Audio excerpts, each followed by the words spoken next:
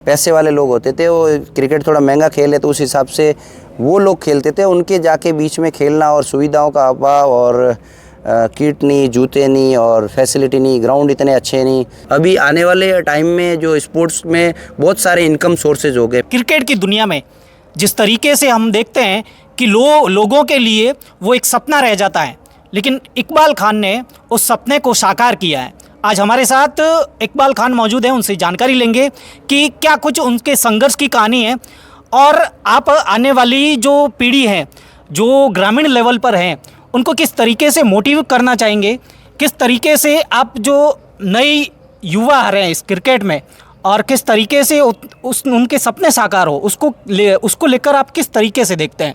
पहले तो आपका संघर्ष किस तरीके से रहा सिवाना से निकलकर।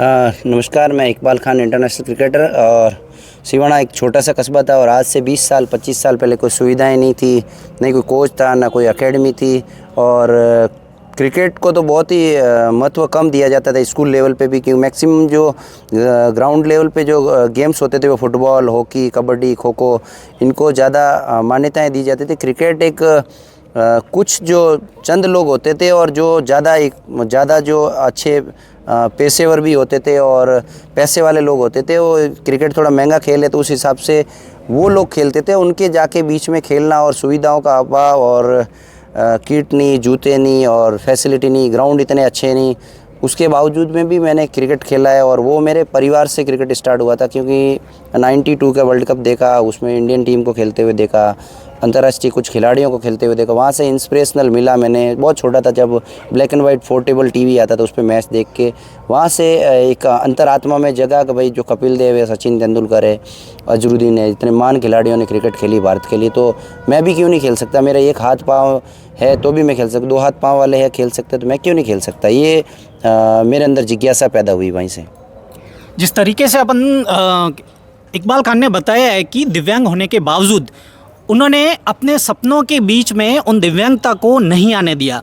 किस तरीके से सिवाना के अंदर वो उतने ग्राउंड भी नहीं है, लेकिन फिर भी उन्होंने अपने संघर्ष को जारी रखा और एक अंतर्राष्ट्रीय मंच पर अपनी पहचान को अपनी पहचान बनाई। किस तरीके से सर जो आप सिवाना से जुड़ाव, चाहे आप इंटरनेशनल खेलें, लेकिन सिवाना से जुड़ाव तो वो आपका रहता ही है, लेकिन अगर सिवाना से आने वाले जो भी खिलाड़ी, नए खिलाड़ी हैं, उनको किस तरीके से आप देखते हैं और उसको लेकर क्या इंस्पिरेशन रहता है आपको? सिवाना में भी स्पोर्ट्स काफ़ी ख़त्म हो चुका है। वहाँ थोड़ा नशे की प्रवृत्ति ऐसे कुछ बढ़ रही है और अदर्स बिजनेस में या कुछ व्यापार में ज़्यादा जाने की लोग सोच रहे हैं। क्रिकेट बिल्कुल ही, क्रिकेट और अदर स्पोर्ट्स, एक स्पोर्ट्स हब होना चाहिए सिवाना के उप जिला मुख्यालय है, तो वहाँ ऐसी कुछ सुविधाएं भी नहीं है, नहीं इतने। एक senior secondary school, high school का मैदान है वो अच्छा है, बाकी इतनी कोई सुविधाएं नहीं है। नहीं कोई प्रशासनिक है या कोई राजनेता या जनप्रतिनिधि उसको आगे लाना चाहता है या उसको लाना चाहिए सिवाना के लिए, क्योंकि अभी आने वाले टाइम में जो स्पोर्ट्स में बहुत सारे इनकम सोर्सेज हो गए। पहले तो भाई इनकम नहीं होती थी खिलाड़ी को, सिर्फ मेडल के अलावा कुछ नहीं मिलता, लेकिन आजकल बहुत सारी दुनिया में लीग हो गई है, फुटबॉल, हॉकी, आप टीवी पे देखते होंगे, स्टार स्पोर्ट्स पे, स्टार क्रिकेट, सारा सब कुछ इतना प्लेयर को फैसिलिटी मिल रही है और 5 स्टार 7 स्टार फैसिलिटीज़ मिलती है, उनको पैसे भी मिल रहे हैं, ऑक्शन भी हो रहे हैं, तो बहुत फ्यूचर ब्राइट है।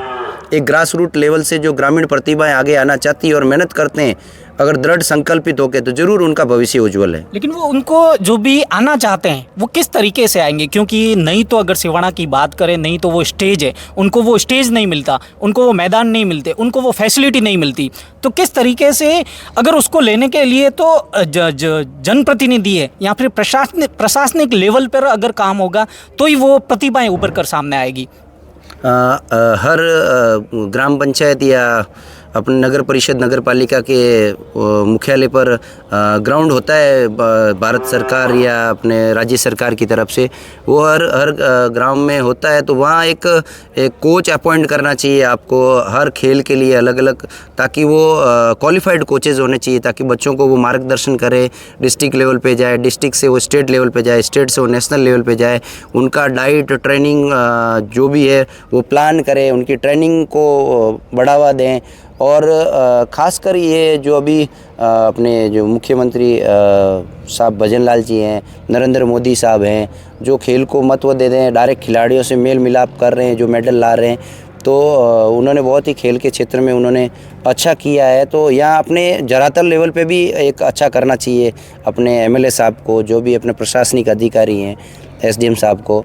आप एक खिलाड़ी के तौर पर और कुछ टाइम पूर्व हमने भी देखा था कि आपको चुनाव आयोग का एम्बेसडर बनाया गया बालोतरा जिले का। पहले बालोतरा जिला बाड़मेर में था, बाड़मेर के थे, और अभी बालोतरा जिला अलग हो गया। तो बालोतरा जिले के आप चुनाव आयोग के एम्बेसडर बनाए गए।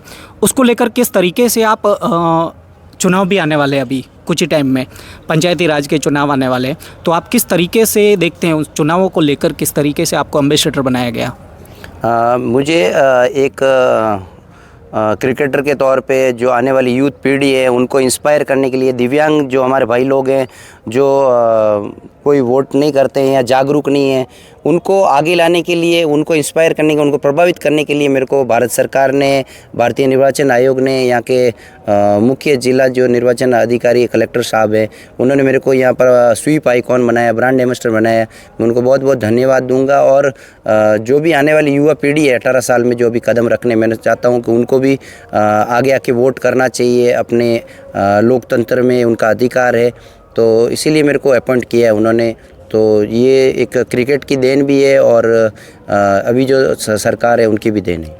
क्या आप जिस तरीके से आपको एम्बेसडर बनाया गया, उस तरीके से देखें तो जो खिलाड़ियों को प्रोत्साहित करने के लिए, चाहे जनप्रतिनिधि हो या फिर जिला प्रशासन हो, प्रशासनिक लेवल या जनप्रतिनिधियों के आधार पर देखें, तो क्या आपको उनके साथ वो बातचीत करके ग्राउंड लेवल पर जो प्रतिभाएं उभर कर सामने आ रही है, उनको आगे चलकर निखारने का काम किस तरीके से आप कर रहे हैं? क्या उनके साथ आपकी वार्ता हो रही है?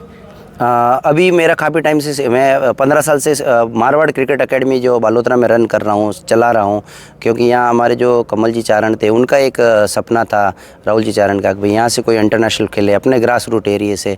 और मेरा 15 साल से यहाँ रहना हो रहा है, तो सिवाना से जुड़ाव बिल्कुल ही कम हो गया। वैसे मैं जो उठा हूँ, जो मेरा उठाव है वो सिवाना से हुआ, मैं सिवाना की पावन धरा से हुआ है। लेकिन अभी मेरे वहाँ से कोई जनप्रतिनिधि या प्रशासनिक अधिकारी या ग्रामीण स्तर पे या कोई भी वहाँ का एक मेरे फैमिली परिवार के अलावा कोई मेरे लगातार टच में नहीं है। नहीं ऐसी खेल को लेके या चुनाव आयोग को लेके या ऐसा कुछ बातचीत होती है, नहीं मेरा आना जाना होता है, नहीं वहाँ से बुलावा आता है। एम्बेसडर बने हुए हो ना, सिर्फ नाम से ही बनाया क्या आपको? वो नहीं होता कि क्रिकेट को लेकर या फिर और भी खेल को लेकर आप उनके और आपके बीच में वार्ता होती होगी, ताकि जो प्रतिभा हैं वो उभर कर सामने आए? नहीं तो कैसे आएगी? आपको एम्बेसडर बनाया भी इसलिए कि ताकि लोगों के बीच वो जागरूकता जाए, लोगों के बीच वो आपकी पहचान जो है क्रिकेट के तौर पर देखा जाए। तो जिस तरीके से होनी चाहिए, क्या वो नहीं हो रही है उस तरीके से आप जिस तरीके से बात कर रहे हैं? अभी तो काफ़ी कम जुड़ाव है सिवाना क्षेत्र से, जो बहुत बड़ा पंचायती राज उधर है। 89 या 99 गांव है वहाँ। तो पहले तो मेरा बहुत जुड़ाव था। 15 साल हो गए, आना जाना कम है और उधर से लोग याद भी कम कर रहे हैं, तो जाना कम होता है। और मोस्टली मेरा टाइम मेरे ग्राउंड पे मेरे एकेडमी के बच्चों के साथ हो रहा है। और यहाँ जो बालोतरा प्रशासन है, यहाँ की जो जनप्रतिनिधि है, वो बहुत ही अच्छा रेस्पॉन्स, अच्छी इज्जत दे रहे हैं। और बाड़मेर में भी मैं 8 साल उधर का जो ब्रांड एम्बेसडर रहा, उधर से भी बहुत मान सम्मान मिला। वैसे तो मेरे को सिवाना से भी बहुत मिला, लेकिन अभी काफ़ी टाइम से मेरे को बहुत जुड़ाव कम है सिवाना से। बिल्कुल, ये थे हमारे साथ नेशनल प्लेयर इकबाल खान, जिनसे हमने वार्ता की। लेकिन जिस तरीके से अपन देख सकते हैं कि सिवाना क्षेत्र की बात करें तो वो ग्राउंड नहीं है, लेकिन जो प्रतिभाएं हैं वो उभर कर कैसे सामने आएगी? जिस तरीके से वहाँ के जनप्रतिनिधि, चाहे प्रशासन हो या फिर सरकार की तरफ से, अगर इस तरीके से देखा जाए तो अगर वह होंगे, अगर उनको वो प्लेटफॉर्म मिलेगा, तो ही वो प्रतिभाएं आगे निकल कर सामने आएगी और उनको जो है अपने गांव का, अपने देश का, जो है अपने स्कूल का ले लो, चाहे जिस तरीके से जो भी देखें, वो प्रतिभाएं उभर कर सामने आएगी, तो ही तो अपने विलेज का नाम रोशन होगा। लेकिन जिस तरीके से इकबाल खान से बात की, उस तरीके से देखा जाए तो वो उतनी जिज्ञासा नहीं है लोगों के अंदर या फिर जनप्रतिनिधियों के अंदर खेल को लेकर, खेल के महत्व को लेकर। अगर थोड़ा बहुत और अगर प्रयत्न करें अपने स्तर पर, तो ज़रूर वो प्रतिभाएं हैं जो निखर कर सामने आएगी और अंतर्राष्ट्रीय लेवल पर अपनी जिस तरीके से इकबाल खान ने पहचान बनाई है और भी कई प्रतिभाएं पहचान बनाएगी।